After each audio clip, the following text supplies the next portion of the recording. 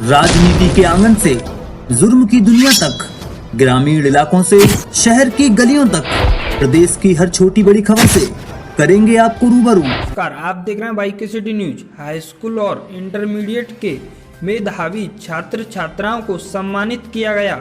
आपको बता दें कि डॉक्टर भीमराव अंबेडकर समाज एकता संस्था द्वारा इस साल हाई स्कूल व इंटरमीडिएट के मेधावी छात्र छात्राओं को सम्मानित किया गया। आज का प्रोग्राम नगला पद्मा ग्वालियर रोड किया गया।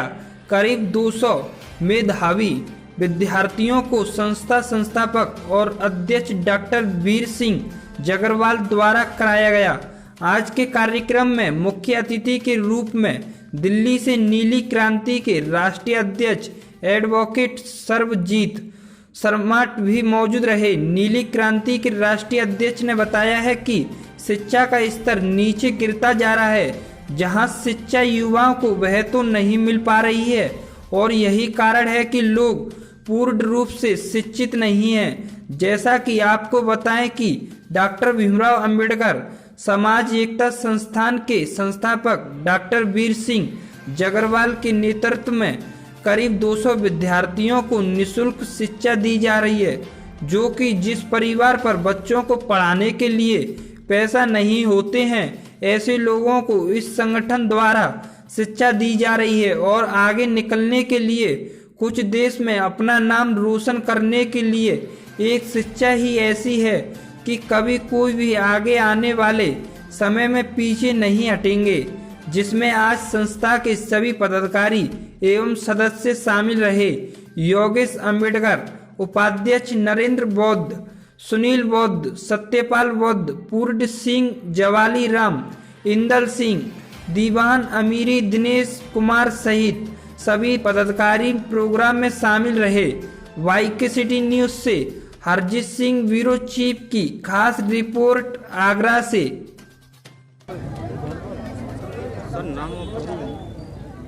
सभी को क्रांतिकारी जय भीम। मेरा नाम एडवोकेट सुजीत सम्राट है और मैं राष्ट्रीय अध्यक्ष हूँ नीली क्रांति का। देखिए, जो प्रोग्राम रखा हुआ है, जो बच्चे हैं जो एजुकेशन ले रहे हैं, जो हमारे साथी हैं योगेश अम्बेडकर जी, उनके फादर और जो उनकी कमेटियाँ है, वो यहाँ पर 250 से 300 बच्चों को फ्री एजुकेशन देते हैं।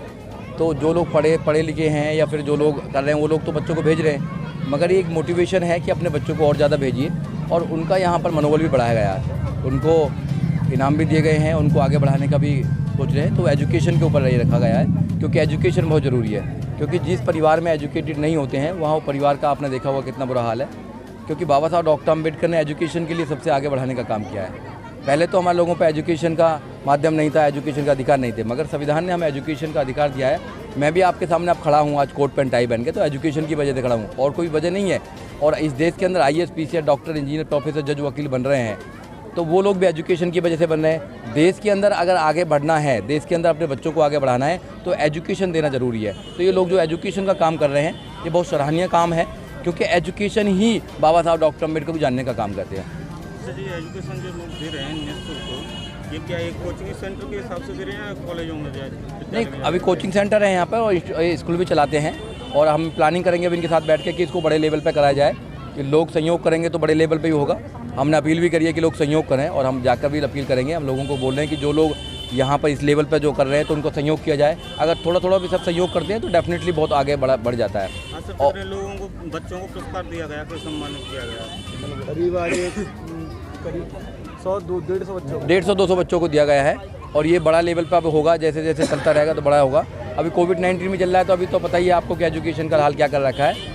जो ड्यूटी सरकार की है एजुकेशन देना, क्योंकि फंडामेंटल राइट्स है आर्टिकल 21A, ये कहता है 6 साल से लेकर 14 साल तक के बच्चे को free and compulsory education provide की जाएगी, जो सरकार नहीं कर पा रही है। सरकार फेल है एजुकेशन देने में, सरकार फेल है कि रोजगार देने में।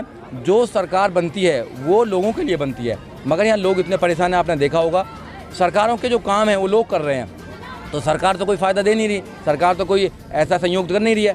मगर इनकी ड्यूटी भी है कि अगर ये लोग समझ चुके हैं तो ये लोग आगे बढ़ाएं लोगों को। तो इसलिए एजुकेशन का मामला आगे बढ़ाया जा रहा है। और एक बार एजुकेटेड लोग हो जाएंगे, एक बार एजुकेशन में आ जाएंगे लोग बाग, तो वो सब कुछ समझ पाएंगे कि उनकी लड़ाई क्या है, लड़ना किससे है, कौन से हथियार से लड़ना है। आज तलवारों की लड़ाई नहीं है, आज कलम की लड़ाई है। जिसकी कलम में जितनी ताकत ज़्यादा होती है वो जीतता है। इसलिए इनको कलम का योद्धा बना रहे हैं, कलम का योद्धा बना रहे हैं। और जो कलम का योद्धा बन जाता है वो अपनी लड़ाई लड़ लेता है। जिसको कानून ही नहीं पता, जिसको अधिकार ही नहीं पता, वो मांगेगा कैसे, बताइए। तो इसलिए पढ़ना बहुत ज़रूरी है, हर बच्चे को पढ़ना ज़रूरी है। यही चल रहा है। क्षेत्रीय लोगों को क्या संदेश देना चाहते हैं? मैं सभी लोगों को ये संदेश देना चाहता हूँ कि सबसे पहले तो एजुकेशन पे आपको आगे आना है। दूसरी बात है, जब अपने अधिकारों को मानेंगे, अपने अधिकारों को जानेंगे, क्योंकि संविधान जो है वो बाबा साहब डॉक्टर अम्बेडकर ने बड़ी मुश्किल से बनाया था। 2 साल 11 महीना 18 दिन के अंदर संविधान बना। पूरी दुनिया के संविधान पढ़ने के बाद संविधान बना है।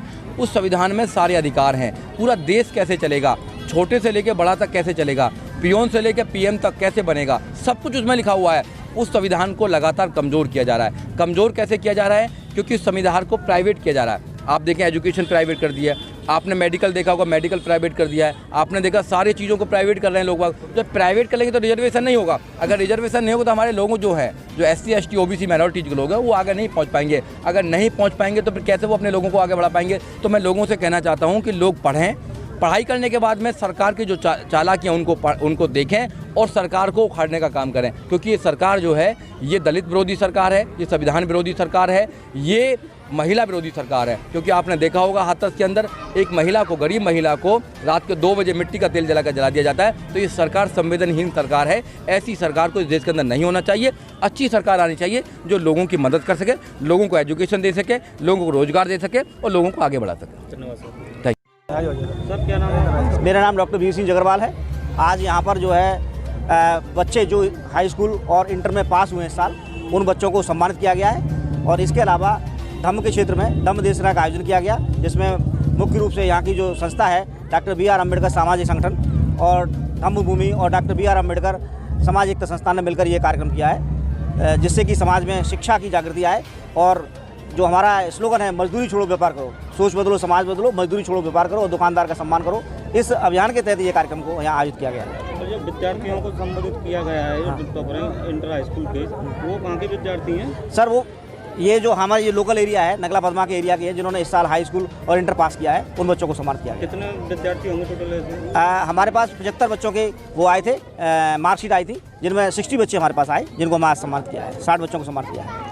क्षेत्रीय लोगों से क्या अपील करते हो आप? हम क्षेत्रीय लोगों से ये कहना चाहते हैं कि आज के आधुनिक युग में बच्चे उनके शिक्षा ग्रहण कर रहे हैं और शिक्षित होने के बाद भी उनको नौकरी नहीं मिल रही है, तो फिर उन बच्चों को क्या करना चाहिए? तो जो संस्थान का जो मूल स्लोगन है, बच्चों को और उनके परिवार वालों को अपनी सोच को बदलना होगा। क्योंकि आजकल हर बच्चा ये पढ़ता है कि नहीं पढ़ करके नौकरी करेगा। जब नौकरियां है ही नहीं तो हमें बजाय मजदूरी करने के, व्यापार करने के बारे में सोचना चाहिए। यही हमारा संदेश है समाज के लिए। मैम क्या नाम है आपका? सर मेरा नाम है पूजा करदम। तो मैम ये आज जो यहाँ प्रोग्राम रखा गया है, किस उपलक्ष्य में रखा गया है? सर ये प्रोग्राम रखा गया है, जैसे ये अम्बेडकर की तरफ से रखा गया है। जैसे जो बच्चों ने हाई स्कूल इंटर जो पास किए हैं, उनको सम्मानित किया जा रहा है। इस वर्ष उनको सम्मानित किया जा रहा है और बच्चों में जो उत्साह बढ़ाई जा रही है कि आगे चल के वो अच्छी पढ़ाई करें और आगे भविष्य का नाम। क्लासेस यहाँ कितने बजे से कितने बजे तक चलती हैं? क्लासेस यहाँ सुबह 8 बजे से स्टार्ट होती हैं और 1 बजे तक ऑफ हो जाती है। कितने स्टूडेंट होंगे? स्टूडेंट है लगभग 250 स्टूडेंट आते हैं इसमें, नर्सरी टू 8 तक। एक तरह से जो एजुकेशन का लाइन है, किस प्रकार चल रहा है उसमें एक्चुअली बात है, उसमें सबसे ज़्यादा गरीब बच्चे आते हैं, क्योंकि उसमें जिन बच्चों पे इंटरनेट सुविधा नहीं है तो वो मतलब नहीं पढ़ पा रहे हैं। आजकल लॉकडाउन की वजह से इंटरनेट सुविधा बंद हो चुकी है, तो इस वजह से बच्चे सभी जो कुछ बच्चे माँ बाप हैं जो फीस पे नहीं कर पा रहे हैं, तो इस वजह से कुछ इन्होंने संस्था खोली है कि बच्चों को फ्री में ही कुछ क्लासेस दिया जाए। तो इस वजह से उनको थोड़ी बहुत, ज़्यादा नहीं तो कुछ तो सीखेंगे। मतलब ये है कि बच्चे कुछ तो सीखते हैं इसमें। छोटे छोटे बच्चे हैं, बड़े भी बच्चे आते हैं, तो उनकी भविष्य मतलब जो उनका टाइम टेबल है वो ख़राब ना होगा। इस वजह से उनका पढ़ाई भी कंटिन्यू चलती रहेगी जब तक स्कूल ना खुल रहे हैं, जब तक बस यही चलता है।